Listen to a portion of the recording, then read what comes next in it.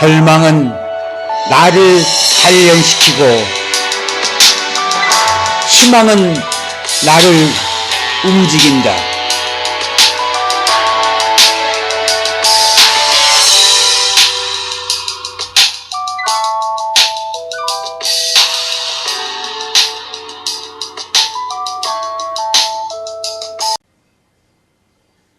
미팅 한 번 못해본 공대생. 굵직한 행사들에 초대받으면서 나도 모르는 사이 차근차근 외교 훈련을 쌓아가고 있었다. 세계를 돌아다니면서 나는 다양한 외국어 능력의 필요성을 절감했다. 그리하여 본격적으로 영어 공부에 매달렸다. 버스를 타고 이동하거나 방을 청소할 때, 뜨개질을 하거나 양치를 할 때 등 조금이라도 짜투리 시간이 나면 새로운 단어가 포함된 문장을 암기하거나 테이프를 들었다. 어니스트 해밍웨이, 윌리엄 셰익스피어, 탈무드 등 유명한 명작들을 원서로 읽을 만큼 영어가 익숙해진 뒤에야 비로소 어느 정도 영어에 대한 갈증이 해소되는 느낌이었다. 영어에 자신감이 붙자 프랑스어와 스페인어까지 그 영역을 넓혔다. 다른 나라 언어를 익힌다는 것은 그만큼 내가 만날 수 있는 세상이 넓어진다는 의미였다. 언어는 내 삶의 질을 높여주는 수단이었다. 다른 나라 말을 구사할 수 있다는 성취감은 생각보다 컸다. 책을 통해 모르는 것을 알아가는 만족감은 맛있는 음식이나 새 옷을 주는 느낌과는 다른 차원의 행복이었다. 나는 점점 공부벌레 여대생이 되어갔다. 내 또래 여대생들은 강의가 끝난 뒤 335 어울려 음악 감상실이나 영화관에 드나들며 다양한 관심사를 놓고 이야기를 나누는 등 대학 시절의 낭만을 즐겼다.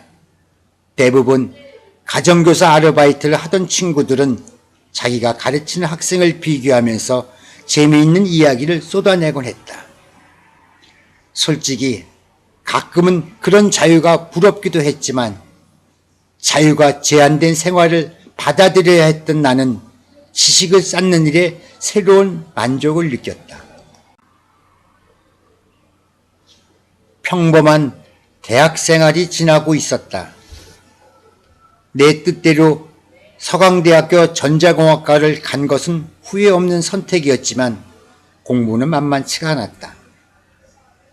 전자공학과에 가기 위해 문과에서 이과로 바뀌었기 때문에 수학을 비롯해서 공부할 것이 남들보다 더 많았다. 친구들과 봄 햇살을 맞으며 꽃 구경을 하고 같이 몰려다니긴 했지만 내가 가장 몰두할 수 있는 시간은 바로 수업 시간이었다. 남자 동기들은 수업이 끝나면 한 무리씩 몰려나가 주점으로 향했다. 막걸리 파티가 벌어지는 모양이었다. 가끔은 그런 생활이 궁금하기도 했지만 나는 남자애들 사이에서 혼자 끼어서 막걸리를 마실 만큼 대범하지는 못했다. 20살 언저리 적당히 수줍은 나이였다. 하루는 남자 동기 중 한 명이 내게 성큼 다가오더니 그늘씨 나 데모하러 갑니다 하고 말을 건넸다. 잠시 뒤 그 친구의 등에 대고 무슨 이유로 데모하는 건데요? 하고 물었다. 그 남자친구는 뒤를 돌아보더니 씩 웃으면서 몸 좀 풀려고요 하면서 사라졌다. 마치 나 운동하러 간다는 말처럼 일상적으로 들렸다. 데모를 하더라도 과동기들은 수업에 빠지지 않으려고 애를 썼다. 수업 시간마다 빈자리가 거의 눈에 띄지 않을 정도로 출석률은 높았다. 수업 시간에 늦게 들어온 남학생에게 교수님이 이유를 묻자 데모하고 왔습니다 라고 말하며 성큼 자리에 가서 앉았다. 그 남학생의 얼굴에는 팽팽한 긴장감보다 수업 시간에 늦은 쑥스러움이 배어 있었다. 나는 점점 학과 공부에 매달렸다. 내가 할 수 있는 최선이었다. 아버지가 알려진 분이셨기에 내 대학 생활은 다른 친구들에 비해 운신이 폭이 좁았다. 혹시 내가 실수라도 한다면 부모님 얼굴에 누가 될지 모른다는 걱정으로 항상 긴장하며 지내는 것이 습관처럼 되어 있었다. 흔한 미팅 한번 나가지도 못했고 친구들과 어울려 밤 늦게까지 거리를 돌아다닌 적도 없다. 내 행동 하나하나에 책임을 져야 할 나이였다. 돌출 행동이나 엉뚱한 일을 만들어 경호팀 사람들을 힘들게 하고 싶지도 않았다. 굳이 그러지 않아도 그들은 충분히 지루하고 힘든 일을 하고 있는 터였다. 하지만 단 하루 나는 경호팀의 눈을 피해 일탈을 감행했다. 학교에 등교해서 강의실로 가는 척하다가 뒷문으로 빠져나가 명동으로 향했다. 명동으로 가는 버스 안에서 창문을 활짝 여니 기분 좋은 봄바람이 불어왔다. 하늘에는 솜사탕처럼 풍성해 보이는 뭉게구름이 평화롭게 떠 있었다. 버스에서 내려 명동 이곳저곳을 기웃거리는 발걸음이 날아갈 듯 가벼웠다. 거리를 걷던 중 중앙극장 앞에서 영화 천일의 N 포스터가 눈길을 끌었다. 난 무작정 표를 끊고 영화관으로 들어갔다. 평일 오전이라 사람이 거의 없었다. 나까지 3사람 정도 앉아 마치 개인 전용 영화관처럼 영화를 감상했다. 영화는 16세기 투도 왕조의 국왕인 헨리 8세와 왕후 앤 볼린 이야기를 담고 있었다. 앤 볼린의 기구한 삶의 영화를 보는 내내 가슴 조였던 기억이 난다.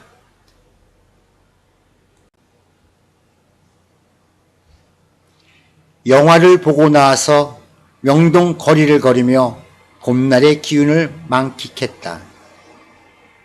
사람들의 가벼운 옷차림에서 봄 기운이 물씬 느껴졌다.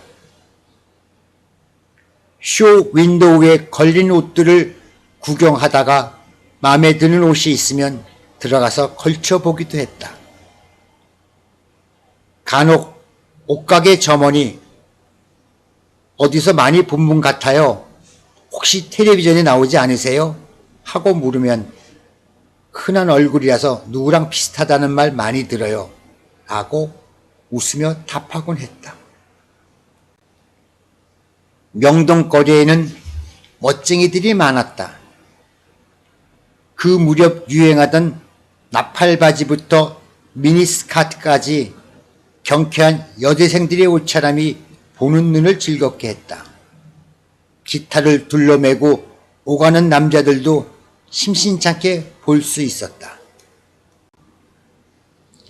길을 걷다가 마음에 드는 찻집을 발견했다. 창이 넓어 햇살이 잘 들어오는 집이었다. 문을 열고 들어가니 커피향이 코끝에 맴돌았다. 나는 창가 쪽에 자리를 잡고 앉아 지나가는 사람들을 물끄러미 바라보았다. 사람들은 저마다 자신의 목적지를 향해 바쁘게 걸어가고 있었다. 그 모습이 활기차 보였다. 봄이 오니 사람들의 표정에 한결 여유가 묻어나는 듯했다. 맞은편에 대학생으로 보이는 남자가 책을 읽고 있었다. 그도 나처럼 수업을 땡땡이 친 모양이다. 잠시 나와 눈이 마주치자 그가 먼저 웃음을 지어 보냈다. 나도 모르게 미소가 지어졌다. 찻집 안에는 모차르트의 음악이 흘렀다. 그저 평화롭고 나른한 한때였다. 혼자만의 자유, 참 소중한 시간이 흘러가고 있었다. 가로등이 하나 둘 켜지기 시작할 무렵 나는 명동 성당에 들려 저녁 미사에 참석했다. 기도하는 사람들의 표정에서 간절한 바람들이 느껴졌다. 내 마음도 알 수 없는 경건함으로 고요해졌다. 성당을 나오니 거리에 어둠이 내려앉았다. 집으로 돌아가야 할 시간이었다. 충동적으로 감행한 일탈이지만 후회되지는 않았다. 다만 걱정하고 계실 부모님께 죄송한 마음이 들었다. 저녁 시간까지 돌아가지 않아 경호원 또한 애를 먹고 있을 터였다. 미안한 마음이 들었다. 꾸중을 들을 각오로 집으로 들어갔는데 의외로 부모님은 담담한 표정이셨다. 이것저것 물으실 줄 알았는데 아무 일도 없다는 듯이 저녁 식사를 하셨다. 다음날 태연한 모습으로 학교에 가니 한 친구가 다가와 물었다. 어제 어디 갔다 왔었어요? 경호로 보이는 사람이 찾던데요? 나는 빙그레 웃으며 답했다. 천일의 앤 봤나요? 친구는 뜬금없이 무슨 얘기냐는 표정이었다. 어제 그 영화 봤거든요. 그제야 친구도 이해하겠다는 듯한 얼굴이 되었다. 그네 씨, 다음엔 혼자 보러 가지 말고 같이 가요. 봄인데 강의 시네마 있자니 답답해요. 우리는 서로 너스레를 떨며 강의실로 향했다. 그 후로 별다른 사건 없이 조용하게 시간은 흘렀다. 연구실에서 지내는 시간이 많아지면서 나도 점점 공대생의 모습을 갖추었다. 검사 결과를 기다리느라 밤늦게 집에 가는 일이 종종 있었다. 독한 화학약품 때문에 스타킹에 구멍이 뚫리기도 했다. 그네 씨, 스타킹 땜질 해야겠네요. 구멍이 크게 났네요. 과에 여학생이라곤 단 둘뿐이었기에 가끔 농담스러운 말을 듣곤 했다. 이런 일이 잦아서 나중에는 남학생이건 여학생이건 구분하지 않고 스스럼 없이 어울려 지냈다. 가끔 친구들과 어울려 학교 앞 음악다방에 앉아 봄 햇살을 즐기며 수다를 떨었는데 남학생들이 피어대는 담배 연기는 참기 힘들었다. 학교 앞 다방이라는 게 지금의 카페 느낌이 아니라 너구리 굴속처럼 어두운 곳이 많았다. 주로 김추자, 신중현, 송창식의 음악이 흘러나왔고 가끔 장발의 남자가 통기타를 치며 구슬픈 노래를 불렀다. 점심은 도시락을 싸가거나 구내 식당에서 해결했다. 학교 구내 식당의 점심 메뉴는 딱 3가지였다. 짜장면, 볶음밥, 오므라이스. 이 중 짜장면이 가장 싸고 맛있었다. 짜장면 30원, 볶음밥 50원, 오므라이스는 한 70원쯤 할 때였다. 친구들마다 식성이 달랐기 때문에 3가지 메뉴를 시켜놓고 나누어 먹으며 수다를 떠는 점심시간은 대학 생활의 재미 중 하나였지 싶다. 서강대학교 개교 10주년이 되면서 가별 행사가 있었다. 전자공학과는 생긴 지 2년밖에 되지 않아서 다른 과에 비해 인원수도 적고 모아놓은 과활동비도 적었다. 강의가 끝나면 남학생들이 우르르 한자리에 모여 가장 행렬할 때 무엇을 할 것인지 열띤 토론을 벌였다. 돈도 없는데 입는 것보다 벗는 게 낫지 않을까요? 역시 머리가 좋아. 우린 그냥 벗고 뛰죠. 가방을 챙기며 잠잠고 남학생들의 말을 듣고 있자니 웃음이 나왔다. 그네씨, 우리가 뭘 하면 멋있다고 소문이 날 것 같아요? 글쎄요. 결국 우리 과의 남학생들은 아프리카 토인으로 변신하기로 합의를 본 것 같았다. 나에게는 전자공학과 길을 들라는 임무가 주어졌다. 토인 복장을 하지 않아도 된다는 것만으로도 어찌나 감사한지 나는 두말 없이 길을 들고 선두에 서서 신촌까지 가장 행렬을 벌였다. 우통을 벗은 남학생들이 토인 복장을 한 채 얼굴에 검댕이 칠을 하고 있으니 오가는 사람들의 시선이 우리에게 모아졌다. 보는 사람마다 킬킬 거리며 웃고 있었다. 나 또한 남학생들이 몰골을 보니 웃음을 참을 수가 없었다. 과 동기들도 서로의 꼴을 바라보며 배꼽이 빠지도록 웃었다. 지금 돌이켜봐도 참 유쾌한 하루였다. 한쪽에서는 데모가 벌어지기도 했지만 대체로 캠퍼스 안은 평화로웠다. 바람에 나풀거리는 화사한 색깔의 치마를 입은 여학생들과 잔디밭에 삼삼오오 둘러앉아 기타를 치는 남학생들의 모습이 종종 눈에 띄었다. 학교 규칙이 매우 엄격해서 수업에 빠지면 진급이 어려웠고 제때 졸업을 할 수도 없었다. 교수님들은 학점에 매우 엄격했다. 정말 열심히 하지 않고는 A학점을 받기가 어려웠다.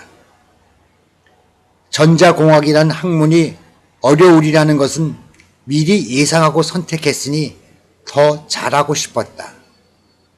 나는 무거운 책을 옆구리 끼고 연구실과 강의실을 열심히 넘나들었다. 3학년이 되니 실험실 과제가 많았다.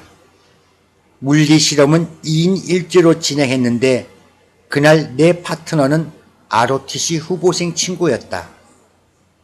그 친구는 후보생 교육이 끝나는 저녁 7시에 실험실에서 만나 과제를 하자고 그랬다.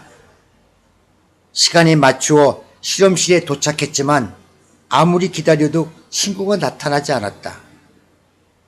늦은 이유가 있을 거라고 생각하며 책을 읽고 있었다. 어느덧 30분이 훌쩍 지나더니 1시간을 넘어서고 있었다. 급한 사정이 있을 수 있으니 조금 더 기다려 보기로 했다.